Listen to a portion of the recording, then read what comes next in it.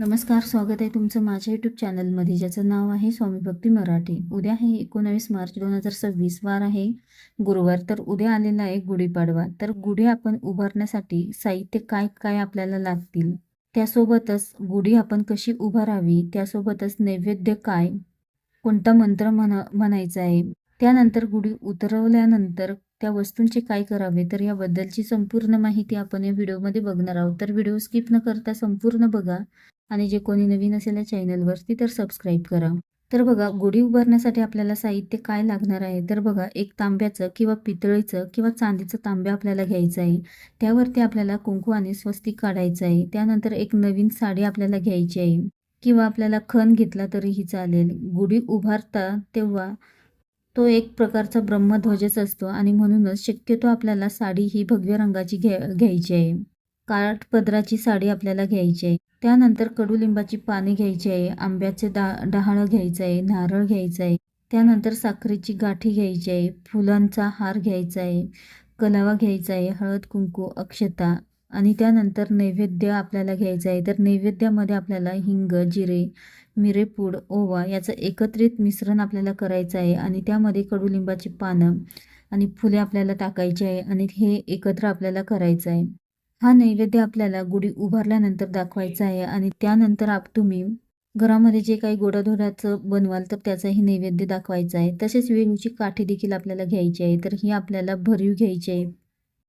काठी ही पोकळ नसावी. त्यानंतर काठी ही आपल्याला धुवून घ्यायची आहे आणि त्याला आपल्याला तेल लावून घ्यायचं आहे. तेल लावल्यानंतर थोड्या वेळ सुकू द्यायचे आहे आणि त्यानंतर ते आपल्याला गुढीसाठी घ्यायचे आहे. त्यानंतर साडी घ्यायची आहे. साडीच्या मिऱ्या पाडून घ्यायच्या आहे आणि त्या काठीच्या वरील टोकाला लावायच्या आहे. त्यानंतर त्यावरती आपल्याला टोकाला धरल्यानंतर साखरेचा जो हार आहे, गाठी आहे, तर ती पण आपल्याला त्याला घालायची आहे. फुलांची माळ घालायची आहे आणि या तिन्ही वस्तू आपल्याला कलाव्याचा जो धागा आहे तर त्या कलाव्याच्या धाग्याने व्यवस्थित बांधून घ्यायचे आहे. त्यानंतर त्यावरती लिंबाचा पाला आपल्याला लावायचा आहे. त्यावरती आंब्याची डहाळी लावून ती पण देखील आपल्याला बांधून घ्यायची आहे. त्याबरोबरच जो तांब्या घेतलेला आहे आपण तर त्याला देखील आपल्याला उलटा करून त्यावर आपल्याला घालायचं आहे. तर या पद्धतीने गुढी आपल्याला तयार करायची आहे. या गुढीची विधिवत आपल्याला पूजा करायची आहे. गुढी ही तुम्ही खिडकीमध्ये किंवा गॅलरीमध्ये देखील तुम्ही गुढी उभारू शकता आणि खाली जर जागा असेल तर तिथे तुम्ही एक पाट ठेवून पाटावर लाल कपडा टाकायचा आहे आणि त्यावर देखील तुम्ही ही गुढी उभारू शकता, त्यावर ठेवू शकता किंवा नसेल जागा तर तुम्ही खिडकीमध्ये जागा असेल तिथे तुम्ही बांधू शकता. पाटाच्या बाजूने रांगोळी काढायची आहे. त्यावर एक दिवा आपल्याला प्रज्वलित करायचा आहे आणि त्यानंतर आपल्याला गुढीची पूजा करण्याआधी एक मंत्र देखील म्हणायचा आहे. तर तो मंत्र असा आहे: ओम ब्रह्मध्वज नमस्ते तू सर्वाभीष्ट फलप्रद प्राप्ते स्मिन्वत्सरे नित्य मगध हे मंगल कुरु. तर हा मंत्र म्हणायचा आहे आणि त्यानंतर गुढीची पूजा करत असताना ओम ब्रह्मध्वजाय नमः या मंत्राचं आपल्याला पठण देखील करायचं आहे. जी वेळूची काठी आहे तर त्याला आपल्याला 3 बोटांनी कुंकवाने रेषा आपल्याला ओढायची आहे. हळदी कुंकू आपल्याला अर्पण करायचं आहे, फुलं अर्पण करायची आहे. त्यानंतर आपण ज्या ठिकाणी तांब्या लावलेला आहे आणि साडी लावलेली आहे तर त्या ठिकाणी देखील आपल्याला हळद कुंकू अक्षता अर्पण करायची आहे. पाटावर जर तुम्ही गुढीची काठी ही उभी केली असेल तर त्या ठिकाणी देखील हळद कुंकू अक्षता अर्पण करायचे आहेत, फुलं अर्पण करायचे आहेत. दिव्याला देखील हळद कुंकू अक्षता फुलं अर्पण करायचे आहेत. तसेच गुढी उभारण्याचा शुभ मुहूर्त हा उद्या सकाळी 6:54 ते 8 वाजेपर्यंत तुम्ही गुढी ही उभारू शकता.